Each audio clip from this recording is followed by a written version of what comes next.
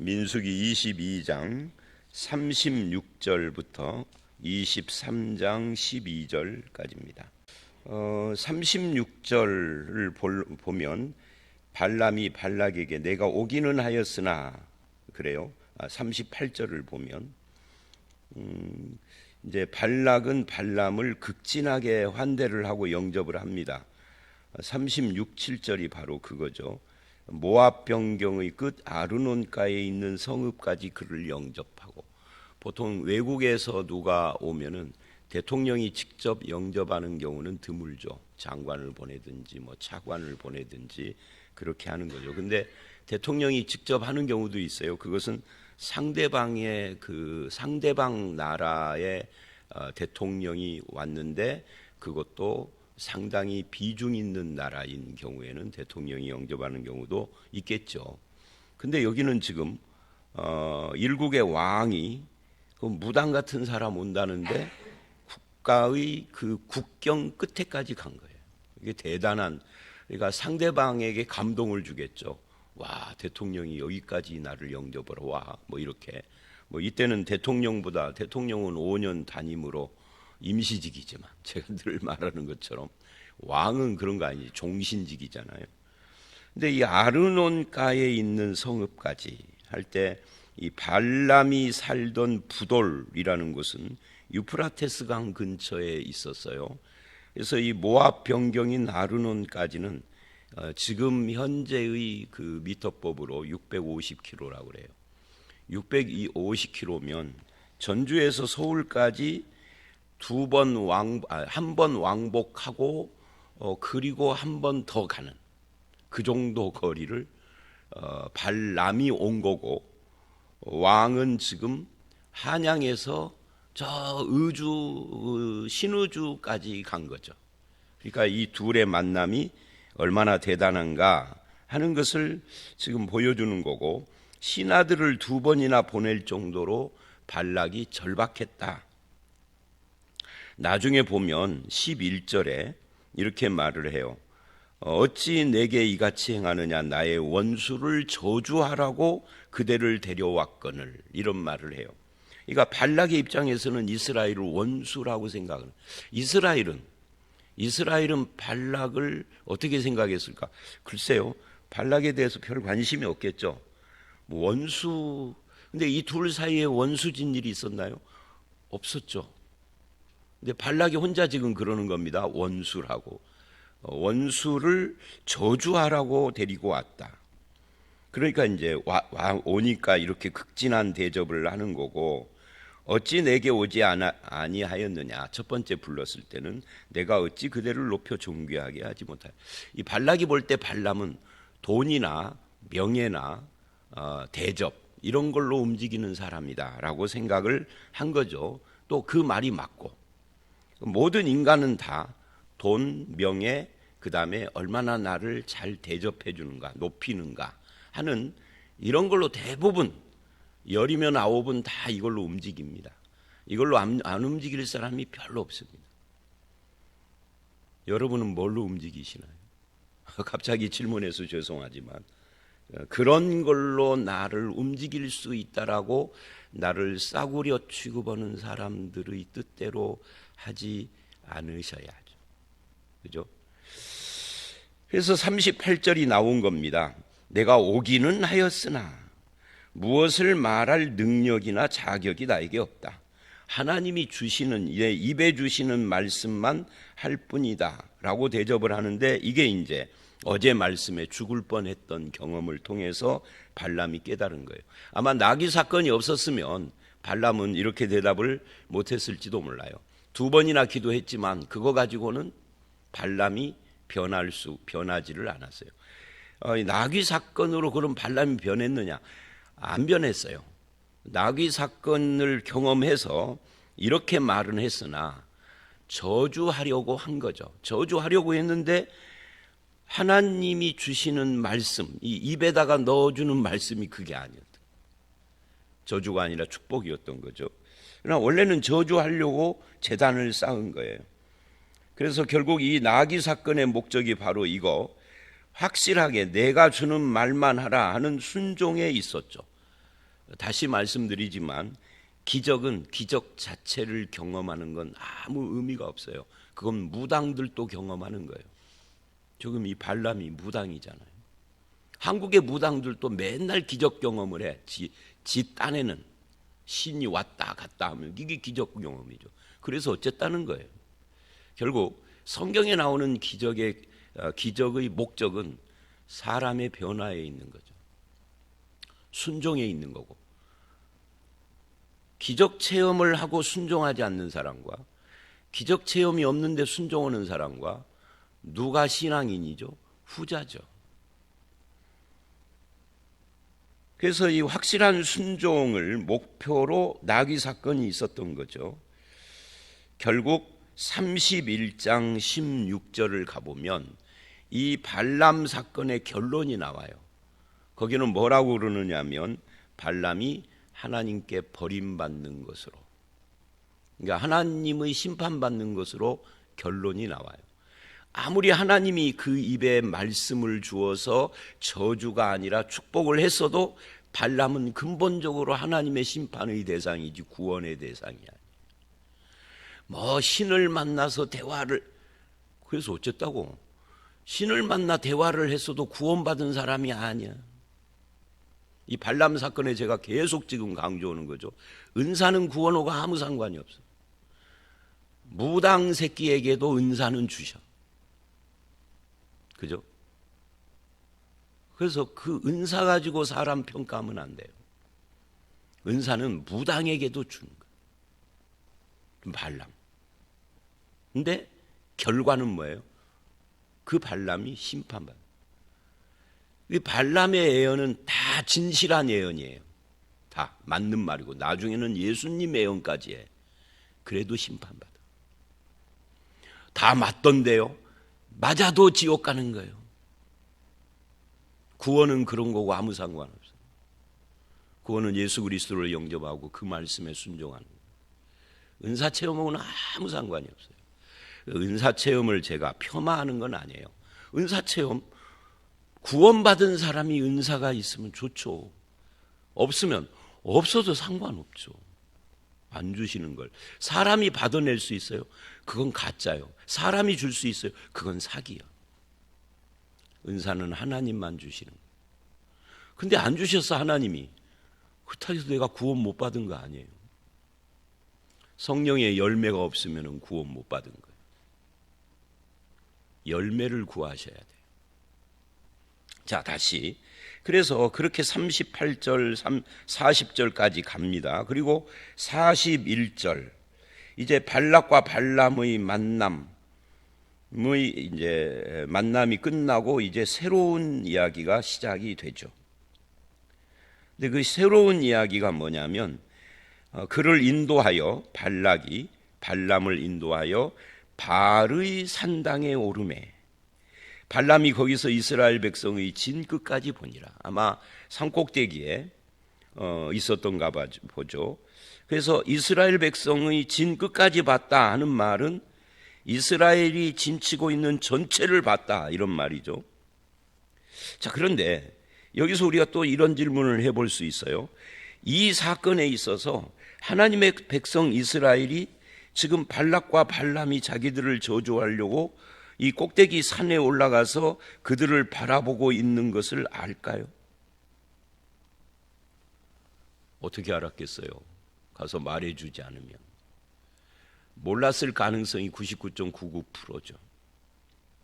무슨 말이냐면 우리가 모르는 중에 나를 저주하려는 사람들도 있고 내가 모르는 중에 무엇인가가 일어날 수 있어요.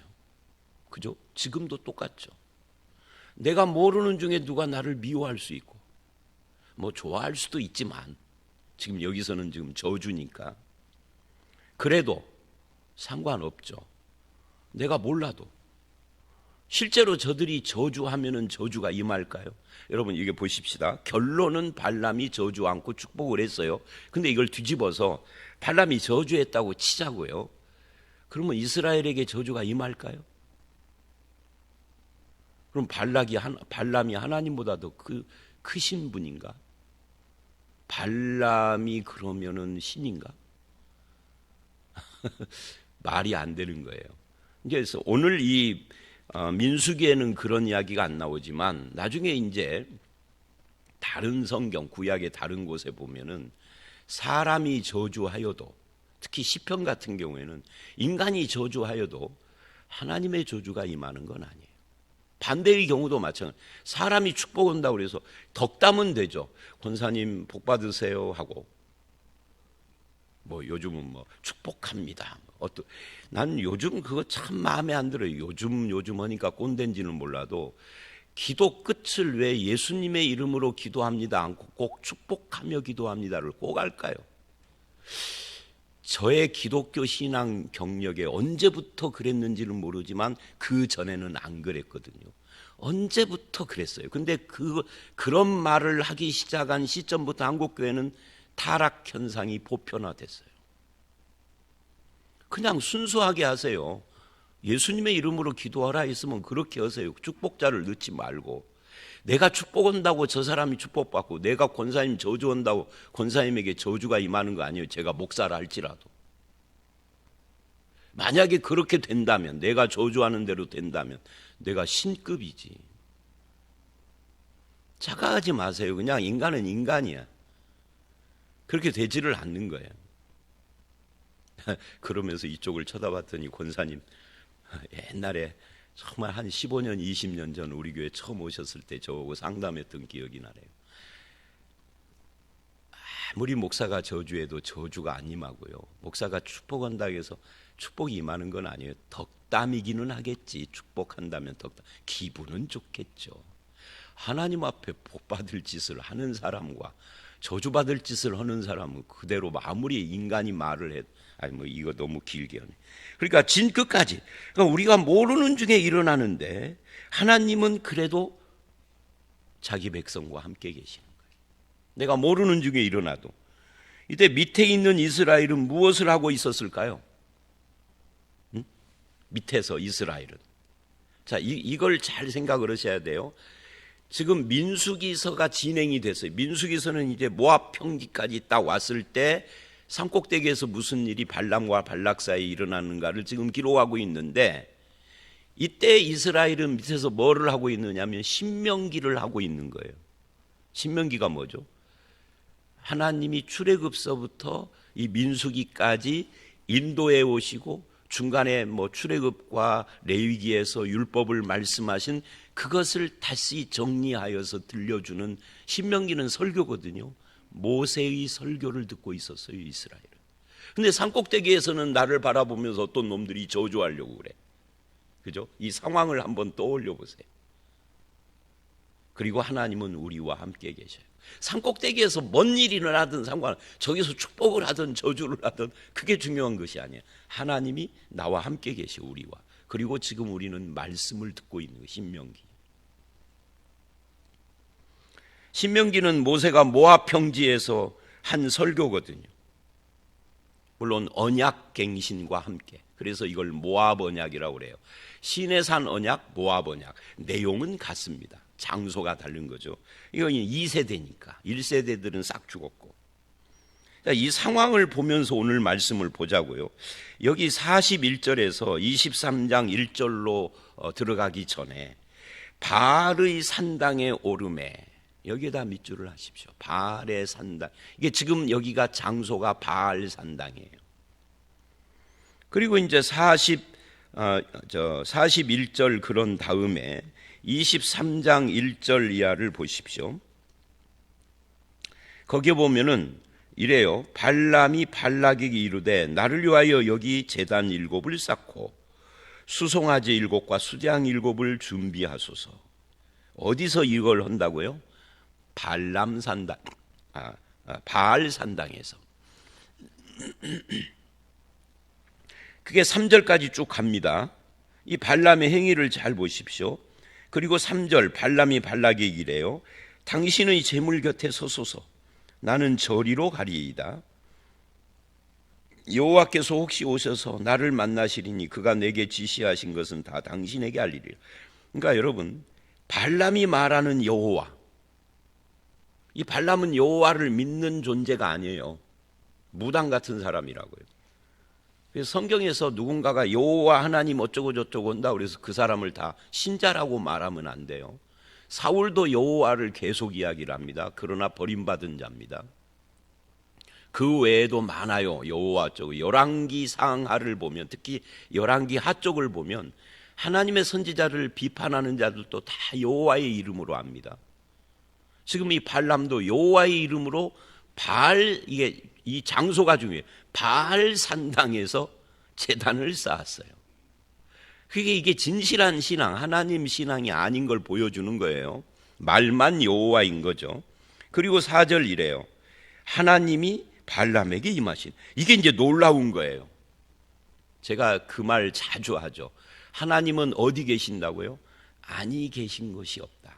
이건 이제 신학교에서 배우는 게 편재, 무소부재 뭐 이렇게 이야기를 합니다. 뭐 한문으로 해야 더 고상해 보이고 실력 있어 보이니까 그렇게 하는 것 같아요. 근데 안 계신 곳이 없다예요. 한글로 말하면 어디나 계신다 그 말이에요. 그거를 뭐 어렵게 편재, 신학교 대학 1학년을 들어갔는데 편재, 무소부재 막 이런 한문을 쓰고 막 영어를 쓰는데 알아들을 수가 있어야지. 그걸 교수라는 사람들이 설명도 안 해. 그렇게 신학교 나온 목사들이 자기 교회에서 성도들을 똑같이 가르치더라고요. 제가 깜짝 놀랐어요. 친구 목사 교회에 초청받아 갔다가, 오래전 이야기입니다. 30년 전. 아니 신학교에서 배웠던 걸 그대로 하더라고. 용어를. 책도 그 책을 가지고. 내가 그때 1학년 대학부 1학년 때 그 기억이 나는 거예요. 무슨 말인지 알아들을 수 없는 말들이 막 쏟아지는 말, 무조건 외우라고 하는. 나는 그때 그 결심했거든요. 신학교 다니면서 나는 목회할 때 이렇게 안 해야 되겠다. 이걸 풀어서 설명해 줘야 되겠다.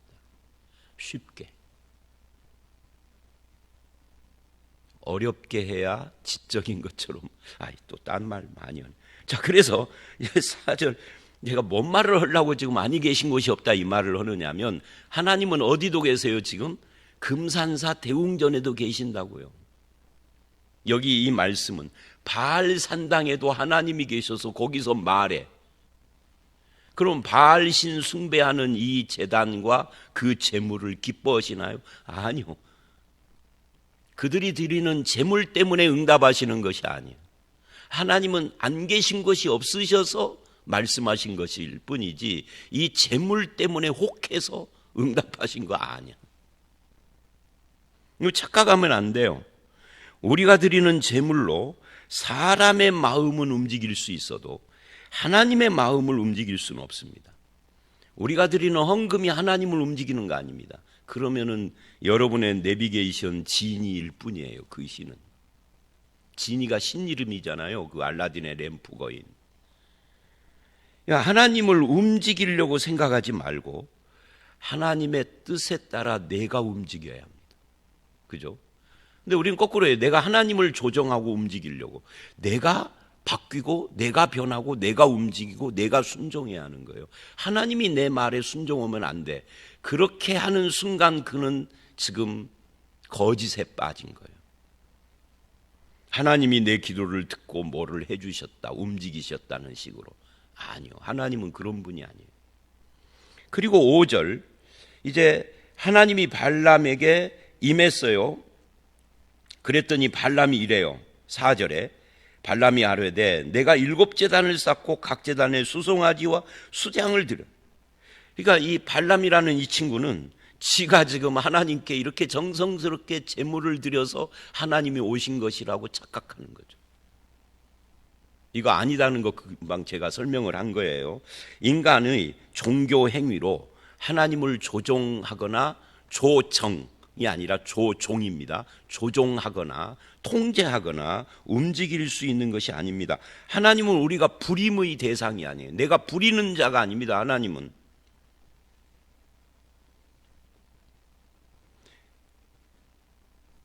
하나님은 우리가 마음을 다해서 순종해야 할 대상이죠. 그래서 5절 여호와께서 말씀하십니다. 발람과 발락과 하나님과의 사이에서 일어나는 이 저주와 축복의 줄다리기, 이걸 지금 밑에 있는 이스라엘은 전혀 알지 못합니다. 여호와께서 발람에게 입에 말씀을 주시며 이르되 이렇게 말하라.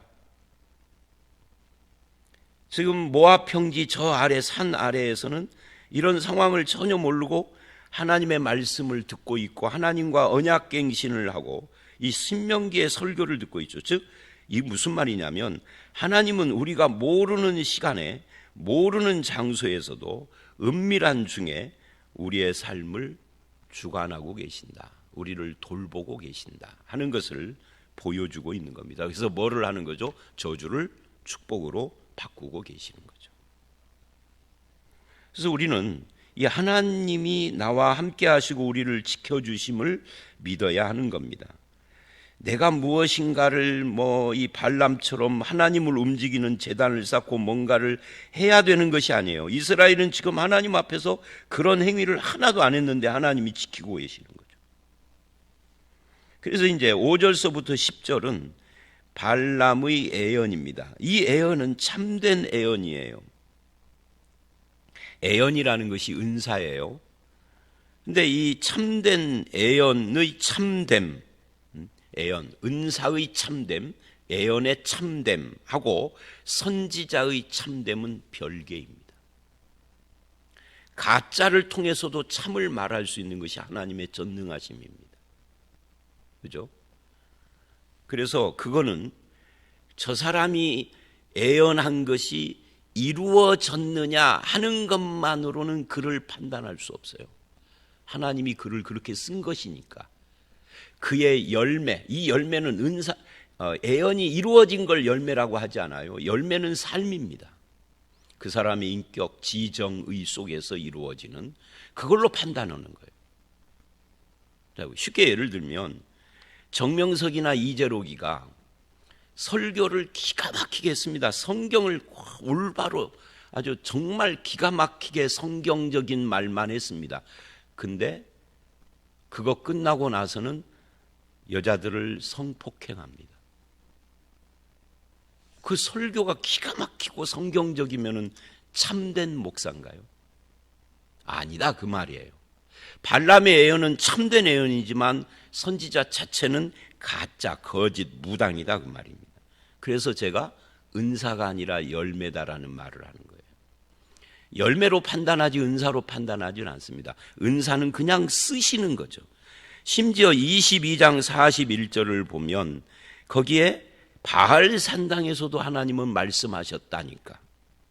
그러므로 발람은 저주하고 꾸짖으라고 초청을 받아왔는데 8절 내가 어찌 여호와께서 꾸짖지 않은 자를 꾸짖으랴라고 합니다. 올바른 말을 해요. 그리고 9절 10절 이스라엘 그들은 여러 민족 중에 하나로 여기지 않는다라는 아주 묘한 말을 합니다. 누가 여기지 않는다는 거죠? 하나님이.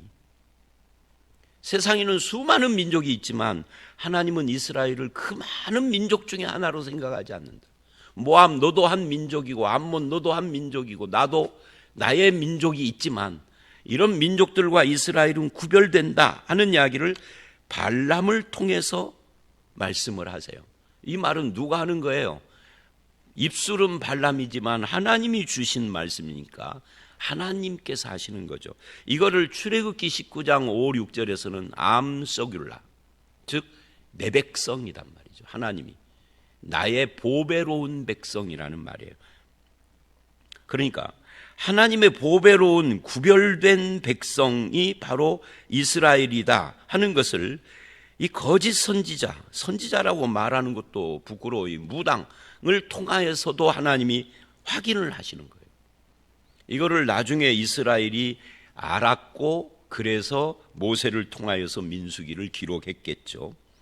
그래서 이런 저주가 아닌 축복을 한 다음에 10절 끝에 발람이 자기 개인의 소망을 하나 말을 합니다. 야곱의 티끌을 누가 능히 세며 이스라엘 4분의 1을 누가 능히 셀고, 그러니까 전체를 봤지만 4분의 1을 세기도 힘들다. 제가 어젠가도 말을 했죠. 이 시대에는 인구가 100만, 200만 넘는 것 자체가 불가능한 시대라고요. 고대세. 우리나라는 단군 시대. 단군 시대 우리나라 인구가 얼마일까? 몇만이나 됐을까? 몇천 명이었을까? 알 수는 없지만 그렇게 많지 않은 거예요. 이스라엘이 200만, 300만은 지금 발락이 데리고 가서 저주하라고 보여주니 발람이 놀란 거죠. 이건 4분의 1도 셀 수가 없는 숫자야. 듣도 보도 못한. 그러면서 이게 놀라면서 뭐라고 하느냐면 이래요. 나는 의인의 죽음을 죽기 원하며 나의 종말이 그와 같기를 바라노라. 자기 소원이에요. 의인처럼 죽기를 원한다. 종말이 의인이기를 원한다. 소원이야. 다 그렇죠. 근데 의인은 누구죠? 의인은요, 간단하게 이야기를 하면 하나님과 올바른 관계를 갖고 있는 사람이에요. 어떤 의로운 행위를 해서 의인이 아니라 하나님과 바른 관계예요. 그래서 바른 관계를 갖고 있는 사람은 뭘로 그것이 드러나느냐면 날마다 거룩한 자리로 나아가요. 경건의 자리로 나아가요. 그걸 연습해요. 그런데 인간은 스스로 하나님과 바른 관계, 거룩의 자리로 갈 수 있는 능력이 안 돼. 왜요? 죄인이라. 스스로 의로울 수 없다 그 말이죠. 그래서 예수 그리스도가 오신 거예요. 예수 그리스도의 의를 힘입어서만 의인일 수 있고 의로운 삶을 살 수 있습니다. 그 사람은 마음의 평안을 갖고 겉사람은 후패하나 속사람은 날로 하나님의 영광의 소망을 향하여 가는 거죠. 문제는 발람은 의인처럼 죽기를 원하는 소망을 가졌지만 삶은 무당이잖아요. 의인이 아니잖아요. 삶이 의인이 아닌데 소망만 가지고는 안 되는 거예요. 물욕, 탐욕, 돈, 명예, 그리고 미신적 사고로 찌들어 있는 거짓 선지자의 삶을 사는데 어떻게 의인의 삶을 안 사는데 의인의 죽음을 죽을 수 있겠어요? 지금 의인의 삶을 안 사는 사람은 의인으로 죽을 수 없어요. 지금 하나님과 바른 관계를 맺는 의인의 삶을 살아야 죽음도 의인의 죽음인 거죠. 하나님께서 주시는 은사로 하나님의 백성을 저주하려고 하고 이것이 안 통하니까 나중에 미인계를 써서 올무를 놓아가지고 이스라엘이 저주받게 만들어버리는 그런 짓을 하는 자가 의인의 죽음을 꿈꾼다고요? 결국은 아까도 말한 민수기 31장 8절에 보면은 이스라엘이 미디안을 정복할 때 발람도 칼에 맞아 죽어요. 죄인으로 죽은 거죠. 의인을 꿈꿨지만 죄인으로 죽은 불쌍한 사람이죠. 그러자 발락이 아니 저주하라고 그러는데 왜 축복하느냐? 그랬더니 발람이 여호와께서 내 입에 주신 말씀을 내가 말하지 않을 수 없다. 이렇게 마무리를 하는데 뭐 그건 그렇고요. 이 10절 끝에 의인으로 살고 죽고 싶은 소원은 있지만 그 삶이 의인으로 안 산다면 얼마나 허무한 건가. 남을 가르치는 지식이 가득하나 내 안에 은혜가 메말라 있다면 그것도 허무한 것이고 전도는 하는데 삶의 열매는 없다면 그것도 허무한 것이고 그래서 우리는 하나님의 은혜가 절대적으로 필요한 자입니다. 여러분 이제 말씀 여기까지입니다. 오늘 말씀은 하도 여러 가지 교훈들이 있어서 다시 종합하기가 어렵네요.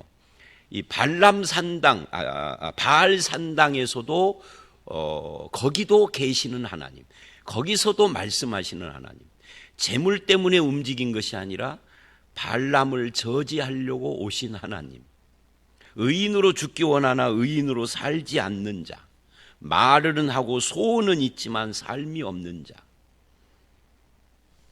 뭐 기타 등등 이런 것들을 우리가 봤습니다. 여러분의 삶이 의인으로 죽으려거든 의인의 삶을 살아야 되는데 그것은 예수 그리스도를 근거로 하여서 하나님과 올바른 관계로 사는 것이다. 우리가 신을 조종하려고 하지 말아라. 통제하려고 하지 말아라. 하나님의 뜻을 따라 내가 움직이고 순종하는 삶이 의인의 삶이다. 이렇게 말을 할 수가 있겠습니다. 그렇게 살아 의인으로 살아 의인으로 죽는 우리 모두가 되기를 주의 이름으로 축원합니다. 함께 기도하겠습니다. 하나님, 그렇습니다. 발람은 내가 오기는 하였으나 내 뜻대로 말할 능력이 없다 하면서 하나님이 주시는 말씀만 한다라고 실제로도 그렇게 했던 것을 봅니다. 그러나 그는 바알의 산당에서 이스라엘을 저주하려고 했고 신을 그것으로 조종할 수 있는 것처럼 착각하기도 했습니다. 이런 모습을 보면서 우리의 신앙은 어디에 위치해 있는지 바라보게 하여 주시옵소서. 주님의 말씀의 뜻을 따라 살게 하시고 하나님이 원하는 일을 하게 하시고 하나님은 내가 보이지 않는 곳에서도 우리와 함께 하시고 우리의 삶을 주장하신다라는 것을 깨닫게 하셔서 주님, 의인으로 죽는 것뿐만 아니라 의인으로 사는 삶이 먼저 선행되는 저희들이 되게 해 주시옵소서. 예수님 이름으로 기도드렸사옵나이다. 아멘.